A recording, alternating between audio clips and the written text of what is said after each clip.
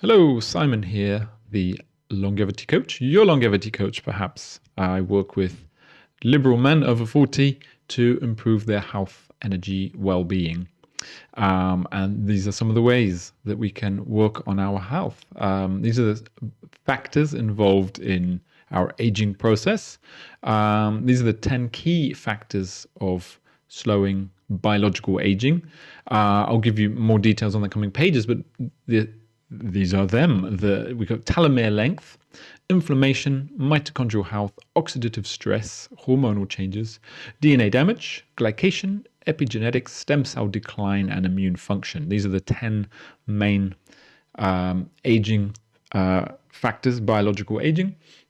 And soon I'll give you 10 things you can do to slow them down, stop them, things like that. So telomeres, what are telomeres? So our little DNA strands have little caps on the end, and each time our DNA divides, those caps get shorter. At a certain point, they're too short to keep the DNA together, and they kind of start to unravel. And this is telomere. The telomeres are a kind of indication of how healthy your genetics are, if you like, influenced by lifestyle factors such as stress and inflammation. So, which is the second one, which is inflammation, kind of like swelling in the body. Chronic inflammation happens to us basically, right? As we get older, things sort of start to go wrong in the body and results in inflammation. It contributes to tissue damage and disease development, right? We want to keep inflammation to a minimum. And it's things like arthritis, gout, skin stuff, and swollen internal organs. It's not good for us. Mitochondrial health. This is inside the cells are these little tiny worms that basically turn kind of chemicals into electricity. They provide energy in our bodies. And when the mitochondria start to dysfunction, they kind of they'd self-destruct, basically. And that makes the cells self-destruct. So we need healthy mitochondria. And basically, it's oxidative stress is part of it and contributing to aging. And there are some supplements and different treatments that we can take that help mitochondrial function. I'll talk more about that soon, or in another video, I think. Oxidative stress, this is basically like rust in the body. Basically, it's to do with cell damage and DNA damage and accelerating the aging process. We can take vitamin C. It's an antioxidant, and fresh fruit and vegetables. I'll tell you more about the solution soon.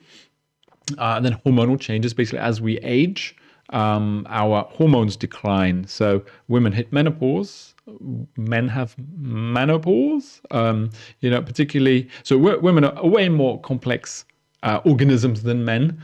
They have a lot more of a hormonal cycle, and menopause is major, resulting in bone density loss, things like that, right? But men have testosterone levels dropping. It just contributes as well to age-related disease, losing muscle tone, all of this stuff. DNA damage, this sort of accumulates over time and leads to cellular dysfunction and aging. But they all relate to aging, right? Glycation is where sugar molecules bind to proteins, and this contributes to something called advanced glycation end products, which spells age. It's a QAnon moment for you guys out there. But they accelerate aging, right? Then we've got epigenetics, and this is not the actual genes, but the gene expression. So we have like little, almost like switches on our genes that are kind of turned on and off through things like lifestyle factors. And these gene expressions can have an impact on aging. So epigenetics doesn't change the genes, but it changes the gene expression. So I believe that if you have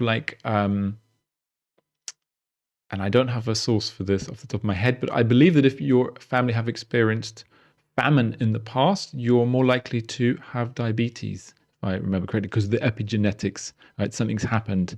And presumably type 2, not type 1, but don't quote me on that. I'll have to look that up for a future video.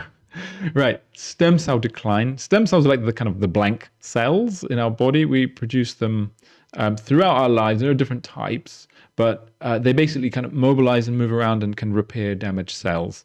So stem cells decline as we age, and then it makes it harder for our body to repair and regenerate tissue. And then general immune function. Basically, we die of something, right?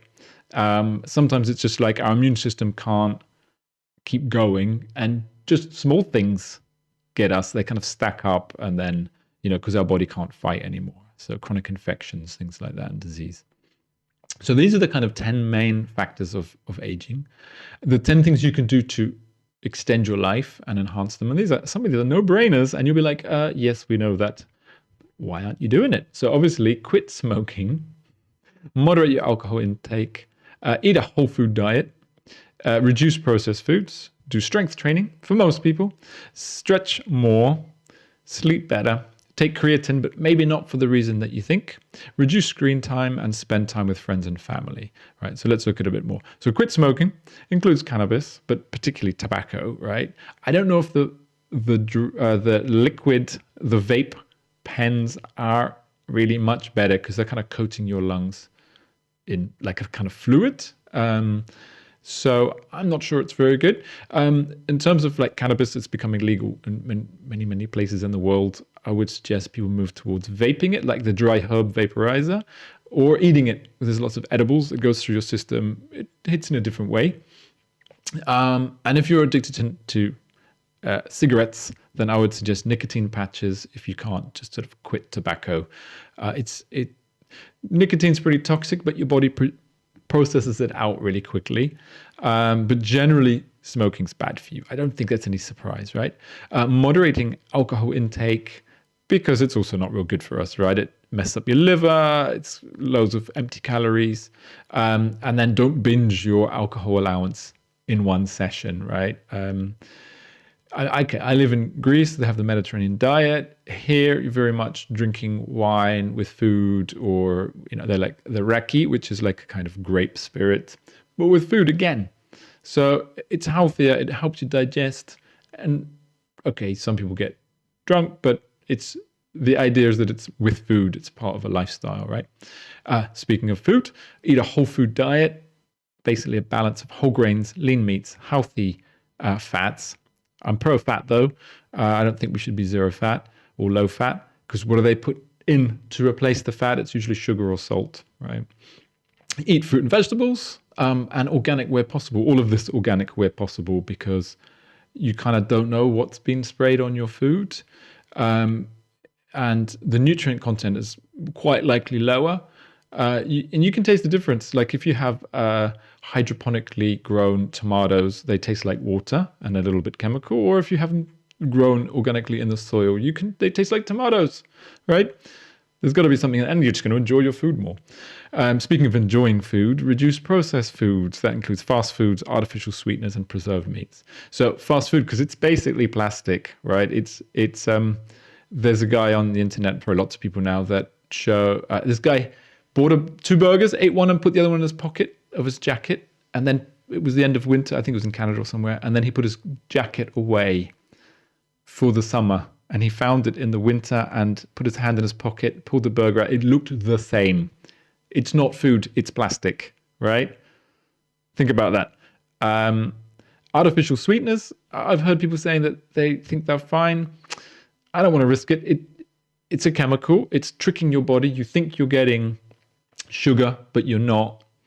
I've read some bad stuff, and I would just rather avoid it, really. I think a bit of sugar is probably way better for you than some artificial sweetener. And preserved meats. Also, like, what do they preserve the meat with? What's that doing to your body? I mean, you can eat a bit of bacon or something now and then, right? I wouldn't think living on it's very good. And there's also links between more preserved meat and lower life expectancy. Of course, you can balance these things. It's all things in moderation. We want to enjoy our lives, right? So maybe you want to treat yourself to fast food now and then, or I don't know, some salami. I would still avoid the sweeteners, though. Okay, do strength training. I think most people should be doing strength training. It's good for bone density. hormone health. It's good for balance and avoiding falls, and just long-term health in general. We have sarcopenia as we get older, which basically means our bodies kind of metabolize away the muscle. It doesn't have to happen if we lift weights, right? And it doesn't have to be, you don't have to go to the gym and do deadlifts, but you know, I've got kettlebells, I've got chin-up bar, push-ups, squats. How strong do we need to be, right? Strong enough to lift our body, definitely. You don't necessarily need to lift, 150 kilograms. And also you might damage yourself. So you got to weigh that up. But I would say most people should be doing more strength training, unless you're like a gym rat and you're ripped, and swole, as the kids say. In which case you need number 6. Well, we all need number 6 is to stretch more. Flexibility and mobility, right, are important. We spend so much time sitting. We get short hip adductors, I think they are the ones in the front, which has impacts on our back, our posture. So stretching give you more freedom in your movement, and you're going to feel better. And also, like, if you do fall, you're going to be able to get up. You're going to have better balance anyway from both strength training and stretching. And this is about staying mobile, right? Next one is sleeping better. Obviously, 6 to 9 hours of quality sleep is enough for most adults. Some people need more. Some people can get by on less. We get used to not having enough sleep, right? And this should be something we really prioritize because we need time to recover. Your brain kind of detoxes itself, like physically. Obviously, we need to sleep. We go weird if we don't sleep. There's people who keep a hand on a car for so many hours to win the car, and they start to hallucinate and stuff. Not good. But we basically build up toxins in our brain, and sleeping helps us process that out. And also, we just need to download, our day into our whatever different parts of our brain. The next one, take creatine for your brain. Okay, it's good for strength training and recovery and endurance, but it helps support brain function, memory, intelligence. It also helps us methylate or get rid of methylates. I've forgotten the words, but I think it's to do with methylation. It supports methylation, which is transporting away these waste products, right? But also, creatine's neuroprotective.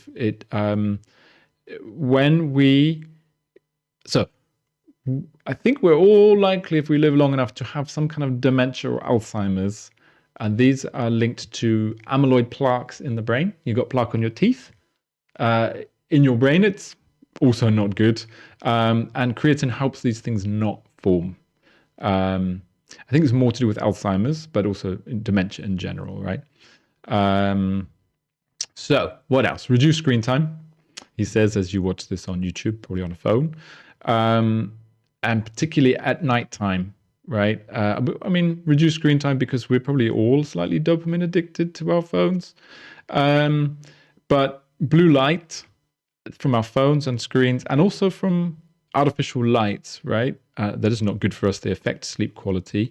In general, warm white light is better than cold white light, and to try to make it lower at night and use the night mode, night shift on your phone and laptop, but also just to try not to have too much screen exposure before bed. Difficult, I know. I fail this all the time. Next one, spend time with friends and family. This is really critical, and without your phone.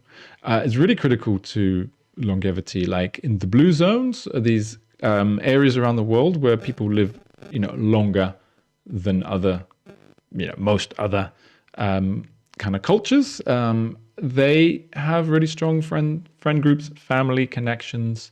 And I know it's difficult in this kind of world we live in where we're kind of separated and we're online, and maybe you don't live near your parents, maybe you don't like your parents or your family.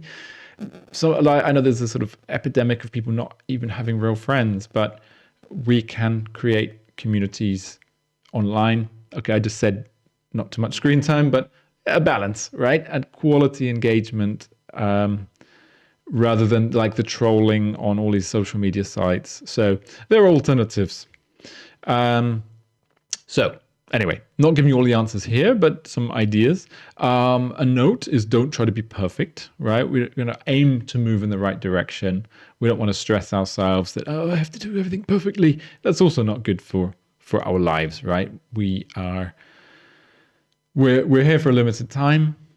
If you're not a Buddhist or a Hindu, we've probably only got one shot at it, right? And we should enjoy it, which is the bonus, right? We shouldn't try to be perfect. We should try and enjoy life as much as possible. If that means having a burger or a beer or something like that with friends, then that's probably better for you than being perfect on all of these things, right? Because we're only here once, and this is not a dress rehearsal. This is really it, right? So we should enjoy it. So there you go. These are some brief thoughts on 10 things that cause aging and 10 things we can do to slow aging. So if you take one thing away from this video today, remember that whether you work with me or somebody else, because there are lots of other longevity coaches out there, you can't just take pills and expect to live forever, but you can't just eat salad and do yoga either, although it's probably better than just taking the pills. We do need to build a solid base of ethics and philosophy, promote good health, deal with the damaging behaviors and limiting beliefs, right, that are having an impact on our longevity. Like if you're smoking cigarettes and you're addicted to them and you're not just doing it for fun, okay, well, why would you be doing it for fun? You need to work on that, right, because it's going to have an impact on your health. Sooner or later, right? You may feel fine. You don't know what's doing inside. And then on top of that, we add the longevity interventions, biohacks, therapeutics, and supplements, right? And then I really feel that this needs to be wrapped in becoming more conscious. Otherwise, those things that we don't see are going to get us. So I'm sure you've seen this picture of an iceberg, and just the tip is above the water and most of it's below the water. That's our subconscious. So we need to be working with that as well, because that really is what sunk the Titanic, if you know what I mean. It was not the above water bit, it was what hit the Titanic below water. I'm not sure why I'm talking about the Titanic, but you get the idea. So there you go. There will be another video up here somewhere linked for you to watch next if you like. There's links in the description below if you want to find out more about working with me. I hope you've enjoyed this, and to your long and healthy life.